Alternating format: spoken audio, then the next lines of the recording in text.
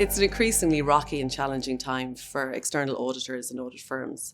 And the reason for that is because a number of firms have found themselves in the middle of large fraud investigations in respect of companies that they have audited.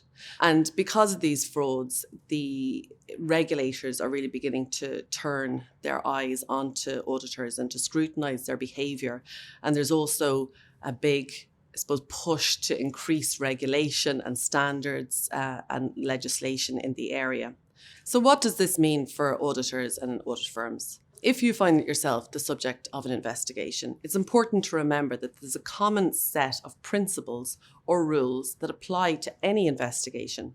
And these are in some ways intuitive, but relatively simple in some respects. The first is that if you find yourself the subject of an investigation, it's important that you know exactly the case that you are being asked to meet and that you are also provided with adequate opportunity for legal representation and also to respond to that case.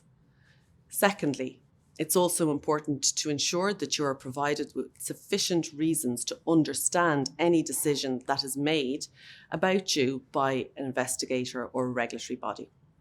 The whole background or reason behind that is so that if the decision doesn't make sense or the reasons don't make sense, that you can then challenge that.